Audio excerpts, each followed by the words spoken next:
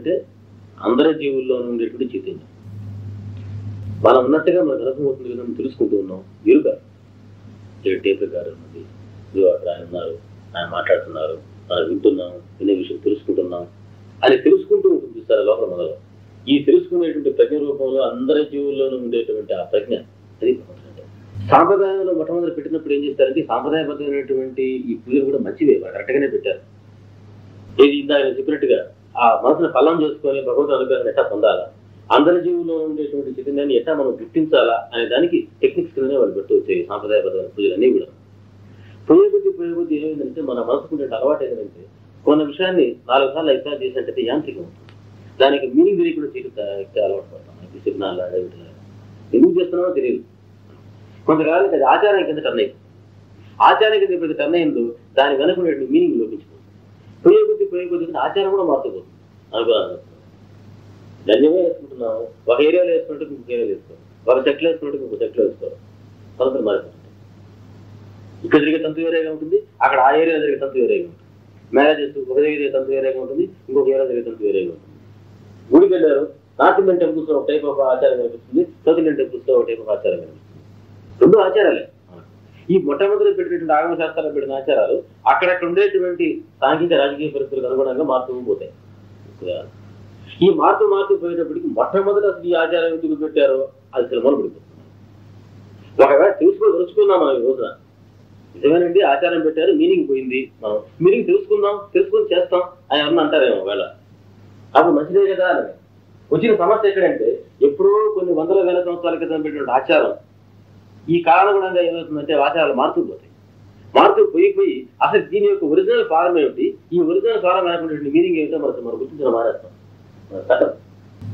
ఒకవేళ మనకే మనం పెట్టుకునే అన్వయం చేసిన మీనింగ్ అవుతుంది. నిజంగా వాళ్ళు పెట్టిన మీనింగ్ ఏమో తెలియదు.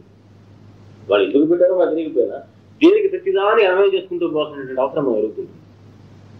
దానివల్ల ఏమిటి ఉపయోగం? అటు ఇంత అన్వయం చేసుకునేంత శ్రమాడ పడే బదులు మన మనసుకి ఈజీగా ఉండేటువంటి టెక్నిక్గా మనం ప్రార్థన చేస్తే పోవాలి. ఎందుకంటే ప్రార్థన యొక్క గమ్యం అది, దాని పర్పస్ మీనింగ్ దాని ప్రకారం చేసుకుంటూ పోతుంది. ఈ పూజ కానీ ఆచారం కానీ అన్నిటి లక్ష్యం ఏమిటి? అంతటంలో ఉండేటువంటి చైతన్యాన్ని గుర్తించడం. దీనికి ఇదంతా కూడా విశ్వసనామం ఉందంటే విశ్వసనామం కూడా అంతే. మొత్తం నావాలంతా ఏంటంటే ఇన్ని రకాల భావాలతో అంతటా ఉండేటువంటి చైతన్యం అదేను అని చెప్పడానికి. విశ్వం ఫస్ట్ మొట్టమొదటి ఏంటంటే గోల్, ఈ విశ్వం అంతా ఉండేటువంటిది భగవంతుడేను అది అని మొట్టమొదటి చెప్తాం. ఫస్ట్ నా విశ్వసనామం. విష్ణువు వ్యాపించి ఉండేవాడు. ఈ రకంగా వ్యాపించి ఉండేటువంటి వాటిని మనం ఎట్టా పొందాలా, ఎట్టా కాంటాక్ట్ చేయాలి, అది వషట్కారం వేదం. ఈ వషట్కారం అనేటువంటి దానికి ఉదాహరణకి ఆచారానికి అదే ఉదాహరణ. ఈ వషట్కారం అంటే మాత్రం పటానికి అర్థం కావాలి. అది అప్పుడు యజ్ఞం చేసేటప్పుడు యజ్ఞంలో మాత్రమే చేసేవాడు. అవిష్ చేస్తూ యజ్ఞంలో సమర్పించేటప్పుడు దానికి ఆ వషట్ చెప్తూ సమర్పించాలన్నమాట. That is directly coming in contact with the supernatural element god. వషట్కారం అంటే ఒకరికి చెప్పి గురువు అని అర్థం అనమాట. అది వషట్కారం. ఇట విష్ణునాథ ప్రతి నామం తీసుకుంటూ పోండి. ఇన్ని నామాల ద్వారా మనం చెప్పొచ్చు ఏంటంటే అంతటాలో ఉండేటువంటిది ఆయన అంతటా స్థితిని మనం గుర్తించాలని చెప్పుకుంటూ పోతుంటాం. అది ఎంతమంది చేస్తున్నారు విశ్వాసం చేస్తూ కూడా గొప్ప చెప్పడం తెక్కాల చెప్పినట్టు ఉపయోగపడదు. అంత కష్టపడే బదులు మనకి ఈ రోజు ఈజీ టెక్నిక్ ఉంది. బాబా ఉన్నారు, ఆయన రూపమే ఆయన యొక్క జీవిత ఆచరణే ఆ విషయంలో అతనికి కదలిక కూడాను అంతటా ఉండే తానే ఆయన గుర్తింపు ఇచ్చాడు. ఆయన చూడగానే మనకు జ్ఞాపకం వస్తుంది. విష్ణు అంటే ఆయన అంతటా వ్యాపించినవాడు ఆయనే కదా. మరి ఆయన చేతి చదువుతున్నట్టయితే అంతటా చైతన్యం ఆయనటువంటి మా మనసులో బుద్ధపడుతూ పోతుంది. అట్లా కూడా మనకు పూజ జరుగుతుంది. ఆయన స్మరణ చేసుకుంటే మన సాయి అంటే ఎవరు ఆయన అన్నాడు. ఈ ఐదు తెలియదు కాదు, అన్ని ప్రాణుల్లో నేనే సంచరిస్తున్నాను, అదే బాబా అంటే అని చెప్పాడు. కాబట్టి సాయి మనసు అనుకుంటుంటే అదే మన భావం మన మనసు ముద్దపడుతుంది. ఇది జరుగుతుంది. ఇది కూడా మెకానికల్ అయితే మాత్రం సాయి అనుకోవడం కూడా యాంత్రికం అయితే మాత్రం అది తప్పే. ఇంత ఈ ఆచారం ఈ సంధ్యావనం గాయత్రి ఎట్లా తప్పు, సాయి అనుకోవడం కూడా అదే తప్పు యాంత్రికం అయితే. ఇది యాంత్రికం కాకపోతే అది కరెక్టే ఇది కరెక్టే. రెండింటిలో అనుకునేటువంటి మీనింగ్ అదే. గాయత్రికి మీనింగ్ తెలుసుకొని ఎంతమంది గాయత్రి చేస్తున్నారు ఈ రోజున? ఏదో చదువుతామని చెప్తే ఏదో విష్ణు నేర్పించారో ఏదో నేర్పించారో తెలియదు. ధన్యమంటే వేశారు కనుక కొద్దిగా ఆచారం ఇష్టాన్ని నాకు ఇచ్చి పెట్టేటోడు ఆ గాయత్రి రోజుకి విధాలను పునశ్చరణ చేసుకుంటూ కూర్చుంటాడు. అందుకని సాంప్రదాయం అనేటువంటిది ఎందుకు మనం వదిలేయాలని చెప్పినట్టు అంటే యాంత్రికమైంది కనుక అది ఎందుకు పెట్టారో దాని యొక్క మీనింగ్ మనకు అవగాహన కాలేదు కనుక మీనింగ్లెస్ గా యాక్టివిటీ చేయడం అనేటువంటి మీనింగ్లెస్ కనుక మనం సాంప్రదాయం పెట్టేస్తాం. సాంప్రదాయం ఎందుకోసం అయితే ఉందో దాన్ని పట్టుకో, అది నిజమైన సాంప్రదాయం. అది మొట్టమొదటి చూసడానికి ఏమవుతుంది, సాంప్రదాయ విరుద్ధంగా మన అనిపిస్తుంది కనిపిస్తుంది. యేసుక్రీస్తు వచ్చి ఆయన చెప్పినటువంటి బోధనంతా కూడాను ఆ రోజున బాగా రాటనైపోయి చెడిపోయినటువంటి మతానికి వ్యతిరేకంగా చెప్పినట్టుగా ఫీల్ అయ్యారు అందరూ. అందుకని మత గురువులు అందరూ కలిసి ఆయన తెలివేయాల్సింది. మత విరుద్ధమైన బోధన చేస్తున్నాడు ఆయన రబ్బు అనుకుంటున్నాడు. నేను మత విరుద్ధమైన బోధన చేయడం లేదు. I come not to destroy the law but to fulfil it. Law అంటే వాళ్ళు ధర్మం అనమాట, అప్పుడు ధర్మం, ఆచారం, ఆ సాంప్రదాయం. దాన్ని చెడగొట్టడానికి రాలేదు నేను, దాన్ని ఇంకా పరిపూర్ణం చేయడానికి వచ్చాను, దాంట్లో మిస్సింగ్ ఉన్న ఎలిమెంట్స్ ని నేను చేర్చడానికే వచ్చాను అని చెప్పాడు. కారణం అది ఆయన మామూలు ఆయన ఒక జీవితం చూసినట్టయితే ఆచారాన్ని బాగా కట్టించినట్టే కనిపిస్తుంది. చాలా మంది చూసినా అదే కనిపిస్తుంది. మామూలుగా ఆచారం మరీ ఎదుటోడు హట్ అవుతాడు అనుకుంటే తప్పితే క్లోజ్ డివోట్ అంటే మాత్రం వెంటనే అనిపిస్తాడు ఆయన ఖండించాడు. క్లోజ్ కాదనుకుంటే ఆయనకు నేచర్ ఏంటంటే ఎదుటోడు మనం ఎందుకు ఇంకా చేయాలని ఉద్దేశం, ఏదో వాళ్ళ పద్ధతి వాళ్ళది మనకి ఎందుకు అని ఆయన ఉండేవాడు. క్లోజ్ గా ఉండే డివోట్ చూస్తే మాత్రం వెంటనే నీ మోహం పిచ్చింది చదువు. బాబా ఉపవాసాన్ని ఒకటి ఆచారంగా చెప్పినట్టు ఏదైనా బాగా చేసిన ఆచారం ఏం చేస్తారు బాబా ఆయన ఏం చేయలేదు. ఆయన సపోర్ట్ చేసిన ఆచారం మాత్రం ఒకటి చెప్పండి నాకు గట్టిగా.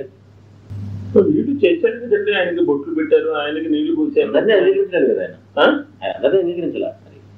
అది పెక్యులర్ కండిషన్స్ ఆయనకు ఉండేటువంటి అలవాటు ఏంటంటే ఒక రోజుగా ఒకడు ఒక పని చేస్తే ఆయన ఒక పని చేసిన ఇంక కంటిన్యూ చేస్తాడు, దాన్ని బ్రేక్ చేసేవాడు కాదు. పెక్యులర్ ఎందుకు చేసేవాడు అర్థం అది కాదు. ఎప్పుడు మసీదులో పడుకుంటే వాడు ఏదో ఆ రోజు ఉండేటువంటి వర్షం దీనివల్ల క్లైమాటిక్ కండిషన్స్ ద్వారా తీసుకొచ్చి ఆయన చావాళ్ళలో పడుకోబెట్టారు. ఇంకా ఒకరోజు చావాళ్ళలో ఒకరోజు మసీదులో చీ కాలింది, బాగోజీ వచ్చి ముందు రాసి కట్టుకట్టాడు. ఇక తగ్గిపోయినా సరే అనమాట, బాగోజీ డైరీ రావాల్సిందే, కట్టు కట్టాల్సిందే. ఒకరోజు రెండుకి ఒక రూట్లో పోయాడంటే ఇంక రోజు రెండుకి అదే రూట్లో పోతుంది. ఒకరోజు రెండుకి చెప్పులు వేసుకుపోయాడు, రెండుకి ఎప్పుడు చెప్పులు వేసుకుపోతుంది, కానీ చెప్పులు వేసుకోవడానికి. ఒకరోజు ఒక పని చేశాడంటే ఆ రోజు అదే పని చేయాలి. ఆయన సావడోత్సవానికి పోయేటప్పుడు పలానా న్యూటి వచ్చి బుధం పట్టుకుని లేపాలా, వాడే రావాల్సిందే కూర్చోంటాడు అంతే. తాత్య వచ్చి బుధం పట్టుకుని లేపితేనే లేస్తాడు. ఇంకొక ఆయన అంగవస్త్రం ఇస్తే వేసుకుంటాడు, ఇంకొక ఆయన చిరువులు ఇస్తే ఆయన వాడే ఎదిగిస్తాడు, ఇంకోటి ఎదిగి తొట్టుకోవడం వల్ల అది వాడి డ్యూటీ అంతే. రోజు అదే రంగా జరుగుతుంది, ఎక్కడ మార్పే ఉంటుంది. ఇక అదే అది పద్ధతి. ఒకరోజు ఏమైంది, మహాసభని అబ్జెక్ట్ చేస్తాడు, ఏడు వచ్చి అవి చేసుకున్నాడు అది ఇది. ముందు మహాసభని కూడా పెద్ద వ్యాఖ్య చేసేవాడు కదా. వాళ్ళ యొక్క మౌజం చెప్పబడడానికి రా వచ్చి గుడ్డు పెట్టి ఏం చేస్తాడు చూస్తా అన్నాడు. సంతోషంగా వచ్చి మహాసభకి గుడ్డు పెట్టాడు. ఇంకా ఆ రోజు మహాసభ మాత్రం గుడ్డు పెట్టేవాడు, ఉండేవాడు, ఇంకేం మాట్లాడేవాడు, ఇంకెవరు ఎవరు చేసేవాడు. అది కూడా ఏంటి వాడి మనసులో ఉండేటువంటి భావం, ఆ రకంగా ఆయన పూజ చేసుకోవాలా, దానికి మాత్రం సద్గురు ఎప్పుడు కూడా కాదండి. ఎందుకంటే అది వాడి మనసులో ఉండే దానికి యాక్సెప్ట్ చేసినట్టు కాదు. బిడ్డున్నారు సరే రకరకాల డ్రెస్సులు వేసుకుని మనం చూసుకుంటాం. ఆ చిన్న పసిబిడ్డకి మాత్రం ఆ డ్రెస్ మీద వ్యామోహం లేదు. ఇవేసి అందంగా ఉంటాం కావాలి, లైఫ్లో చూస్తాం కానీ తనకేం తెలియదు దానికి. మనం ఎందుకు రకరకాల డ్రెస్సులు చూసుకుంటామనంటే మన సంతోషాన్ని చూసుకుంటాం మనిషి వ్యక్తికి. అట్లా బాబా చేసిన అలంకారం కానీ ఏమంతా కూడా ఆయనకి చాలా సంతోషంగా బలముంది అనుకుంటాం కాదా. మనకు అట్లా చేసుకుని సంతోషం కాబట్టి నిజంగా సంతోషం పడితే ఆయన యాక్సెప్ట్ చేస్తాడు. అది మంచిది యాక్సెప్ట్ చేసింది కదా ఆ సాంప్రదాయం. అందరూ అట్లా చేయమని చెప్పినట్టు కాదు. అదే చిలుకు మధ్యలో కూడా తీసుకొస్తే బాబా ఏమన్నారు, ఇది వేస్తే బాగుంటాడు కదా అని వాడు మనసు అనుకుంటున్నాడు. అనుకుంటానే ఆగా వాడు చెప్పమని చదువు దాచిపెట్టాడు. అది తీసి వేసుకొచ్చి ఇక్కడ బాగున్నాడు కదా అంటాడు అనమాట. ఆయన మధ్యలో కూడా వేసుకుని తిరిగాడు ఏమన్నా వాడి చుట్టూ ఆయన భర్త వస్తారు.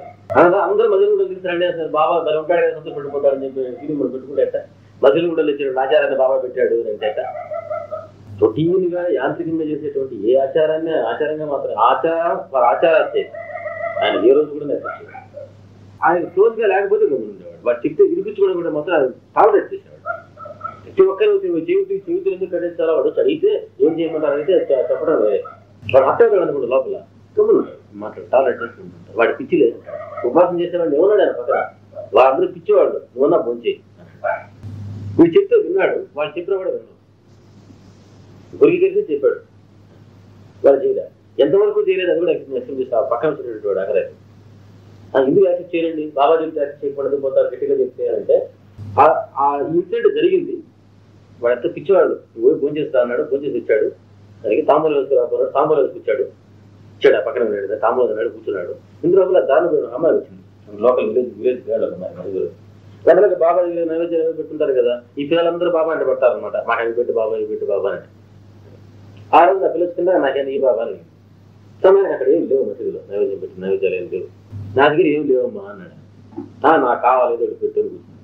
ఈ ఆరెంజ్ తీసుకుని వీళ్ళు కొను పెట్టుకోవడం, ఆ రోజు ఉపవాసం కదా కాబట్టి పలహారం చేస్తాం ఉద్దేశంతో వీళ్ళు రూమ్ లో పెట్టుకుని కూర్చున్నారు. వెంటనే బాబా ఏమన్నాడంటే, ఈ నడుగు నేను ఆరెంజ్ చేస్తుంటా ఇస్తాడు అన్నాడు. ఈ రూమ్ లో పెట్టుకుని ఆరెంజ్. అయితే అది నేను ఉపవాసం కోసం కింద కోసం పెట్టుకున్నాను బాబా, దాన్ని ఇవ్వను బాబా. బాబా అంత ఆయన వాడు నోరు చెప్పకుండా వాటి ఇచ్చి పెట్టుకుని రూమ్ పెట్టుకుని ఆరెంజ్ చేస్తూ మసి పెట్టు చదివితే ఇవ్వమని చెప్తుంటే వాడు ఆరెంజ్ షేర్ చేయలేకపోయాడు బాబా చెప్పిన మాటకి. ఇంకా చెప్తే ఆచార్య మొదలుకుంటాడా వాడు మాట్లాడు. అది వాళ్ళకి బాబా ఉన్నటువంటి భక్తి, ఆయన శరణాగతి.